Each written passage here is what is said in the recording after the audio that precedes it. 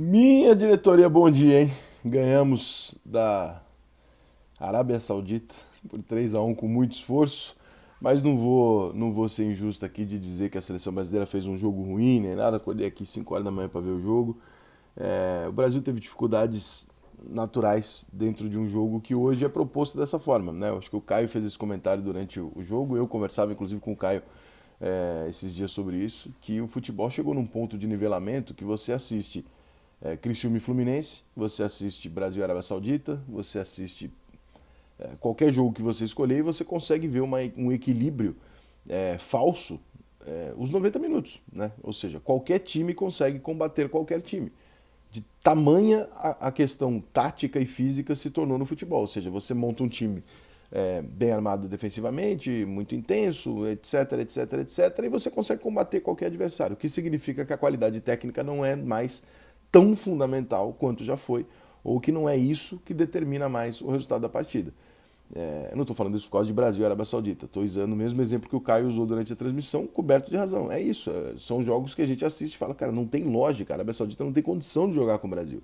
Mas o futebol hoje permite que antigamente você tinha um jogo ou outro onde com muita superação você conseguia parar o adversário. Né? Na década de 60, 70, isso não acontecia quase nunca. Com muita superação na década de 80, 90, você conseguia parar um adversário melhor tecnicamente. Nós estamos em 2021 e hoje, com dá para se dizer que quase igualmente o time com melhor qualidade técnica ele ganha os jogos contra o time de pior qualidade técnica. É quase igual. Os dois têm o mesmo resultado. Se você for olhar, você vai pegar 50% para cada lado.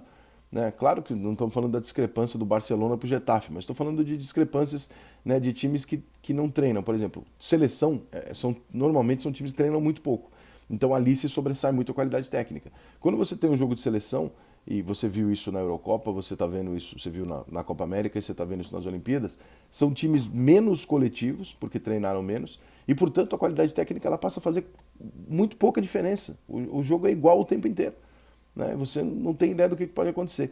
Eu não vou entrar muito no mérito do jogo contra a Costa do Marfim, pelo seguinte, cara, sendo razoavelmente honesto, não acusando nada nesse sentido, mas eu tenho, por histórico, muito pé atrás de falar de partidas contra times africanos de sub-23, sub-20, sub-19 e tal. A gente sabe que normalmente o jogo é muito difícil e a gente sabe que normalmente ele tem jogadores que não são sub-23, são sub-29. Então eu não sei se é o caso, mas normalmente a gente tem um histórico de ver as seleções africanas se dando muito bem em categorias, né, abaixo de 23, 22 anos e tal. E quando chega lá em cima não é exatamente a mesma coisa.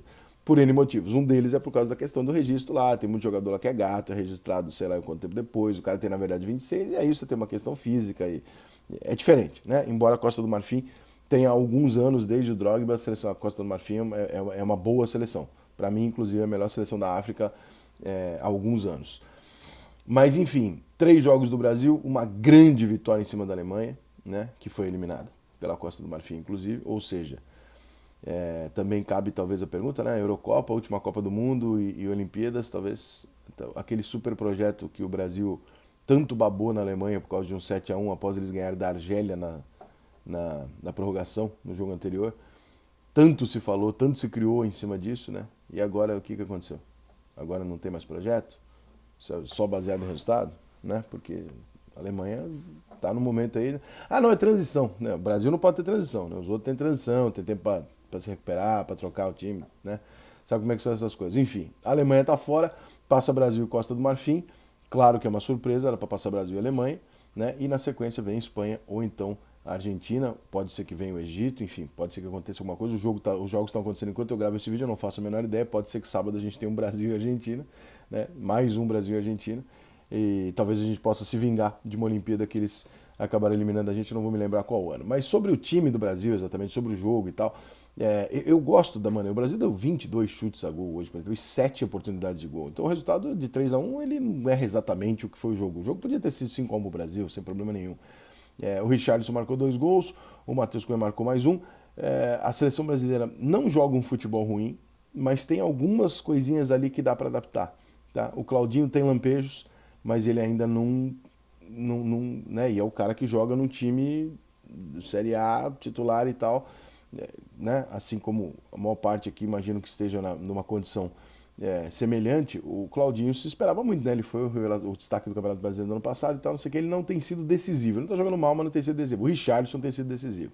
O Matheus Cunha alterna entre ser um centroavante que às vezes perde gols, que não é para um centroavante perder, e um cara voluntarioso que às vezes cria oportunidades de gol para os outros companheiros. Então, bom jogador, corre pra cacete, participa pra cacete e tal, mas é muito diferente. Ele não é um centroavantão de fazer o gol o tempo inteiro só. Né? Ele perdeu um gol hoje que, meu Deus do céu, né? Ele, o gol, ele bateu na trave. O Antony na direita, bom jogador, joga bem e tal, não tá fazendo nesses 3 jogos, né?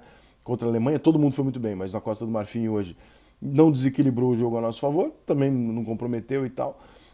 Mateuzinho e Bruno Guimarães. O Bruno Guimarães, sim, esse jogou muita bola hoje contra a Arábia Saudita. Esse dominou a partida ali, todas as ações partiam dele, jogou um grande futebol. Enfim, animado com o começo da seleção, fiquei muito com o jogo da Alemanha.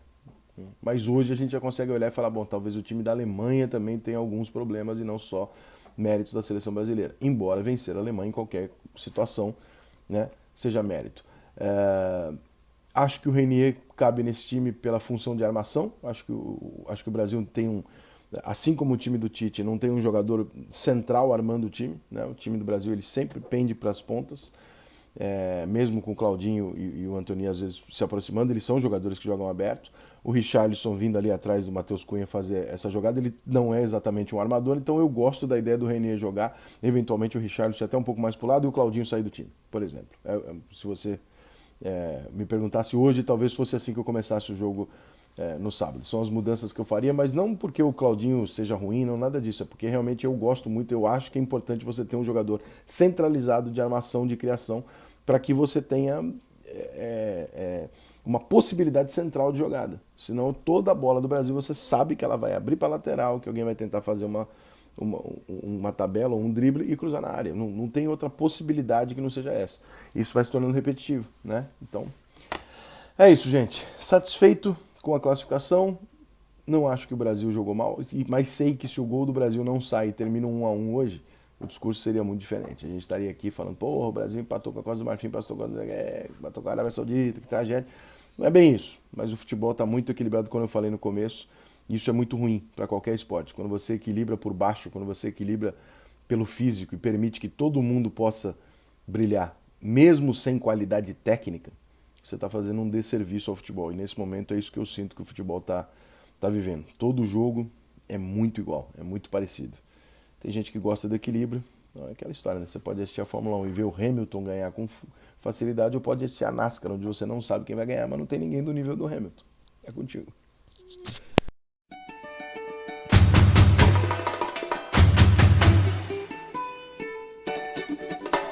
Mostrando a minha identidade, eu posso provar a verdade a essa gente.